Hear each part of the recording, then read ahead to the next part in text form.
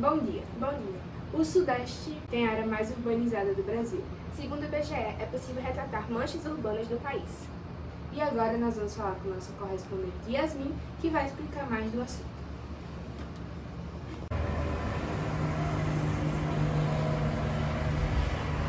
Bom dia, Lívia. Bom dia, Flávia. Urbanização é o processo pela qual a população se concentra em áreas urbanas, deixando o campo e as áreas rurais. Esse processo transforma a sociedade, a economia e o espaço físico, trazendo consigo desafios significativos como a necessidade de investimentos em infraestrutura, habitação, transporte e segurança, além da promoção de políticas públicas que reduzam a desigualdade social e a exclusão, permitindo que todos os cidadãos usufruam das oportunidades oferecidas pelas cidades. No Brasil, a urbanização é um fenômeno relativamente recente, mas que se acelerou significativamente a partir da década de 1950. Em 2023, o Brasil tinha 45 mil quilômetros quadrados de área urbanizada, equivalente a 0,54% da área total do país. 36,5% do total de área urbanizada do país se concentra na região sudeste. É o que revela o estudo Áreas Urbanizadas do Brasil 2019, feito a partir da interpretação visual de imagens de satélite, tendo como referência o ano de 2023, e publicado pelo IBGE. Se por um lado todas as áreas urbanizadas do país caberiam no estado do Espírito Santo, por outro, o somatório de áreas urbanizadas do Brasil é maior do que países inteiros, como Dinamarca e Países Baixos. Das 27 unidades da federação, 14 tinham menos de 1.000 quilômetros quadrados de áreas urbanizadas em 2023. O estado de São Paulo detém 18,39% do total de áreas urbanizadas e loteamentos vazios do território nacional, aproximadamente 8 milhões de quilômetros quadrados.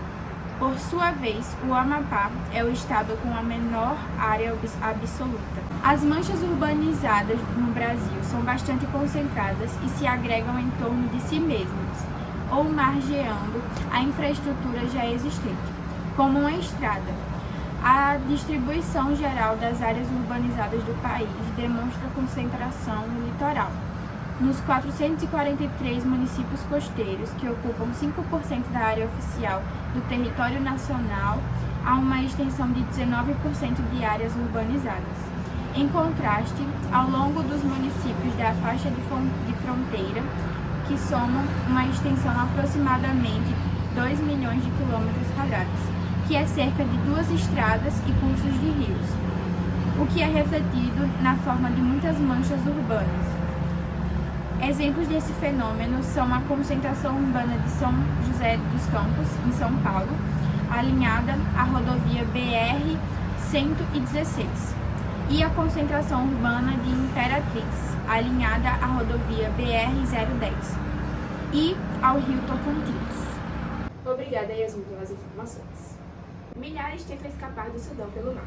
Um rebocador resgata dezenas de desabrigados.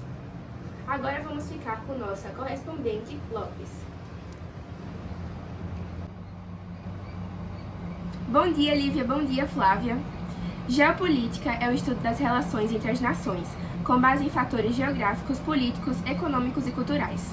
Ela busca compreender a dinâmica entre os países e os seus interesses em relação ao espaço global, bem como as estratégias utilizadas para alcançar esses objetivos.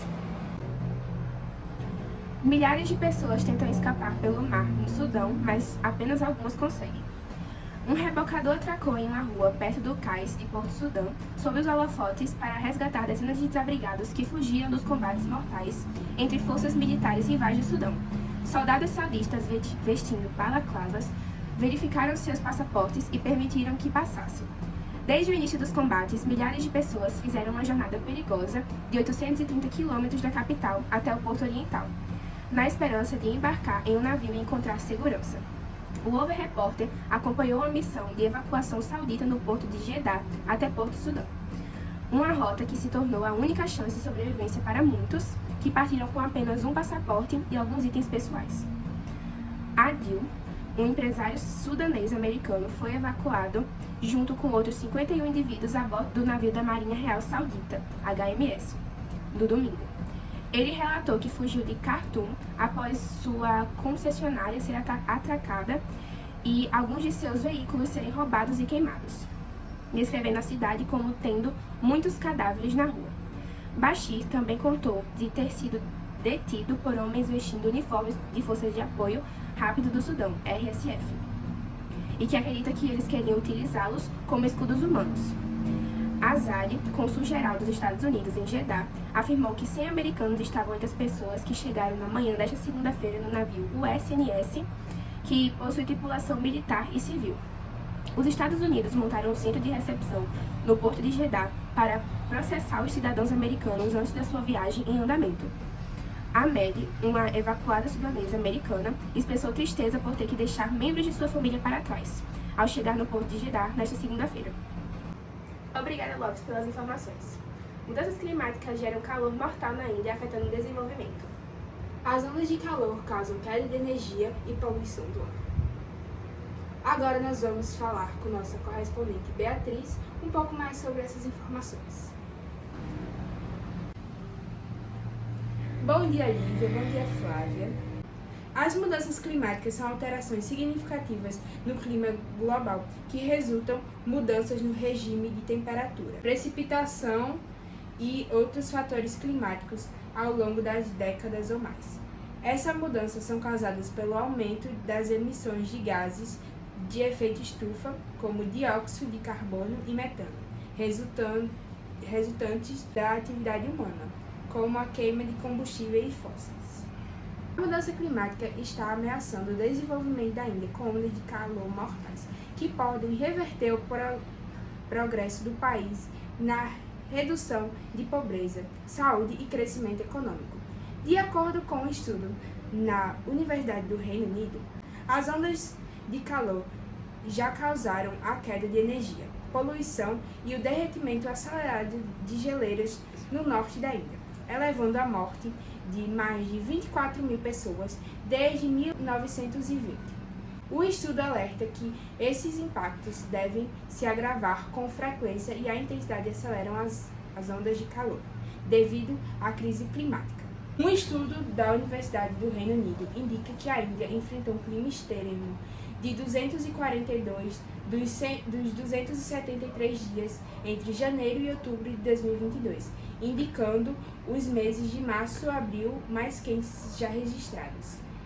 Esse estresse térmico repetido pode levar uma redução de 15% na capacidade do trabalho ao ar durante o dia até 2050 e pode custar à Índia 2,8% e 2,7% do seu PIB e reduz o padrão de vida até 2.500 e 2100. O estudo mostra que 70 cidades indianas devem ter mais de 1 milhão de habitantes até meados do século e que o calor extremo representará uma ameaça à segurança energética e à saúde dessas pessoas. O autor do estudo, Dr. Remit, realçou que o clima energia está se tornando mais relevante e as ondas de calor terão consequências sem precedentes na população de baixa renda. Os autores do estudo apontam que na cidade de Nova Delhi, com alta de atividades de construção e forma força de trabalho de baixa renda, estão em sério risco de impactos das ondas de calor. Embora ainda tenha um índice de vulnerabilidade de clima, os autores acreditam que isso subestima os impactos das ondas de calor no desenvolvimento do país. Bom dia. Obrigada, Beatriz, pelas informações. E agora vamos encerrar com o Over Repórter de hoje. Bom dia. Bom dia.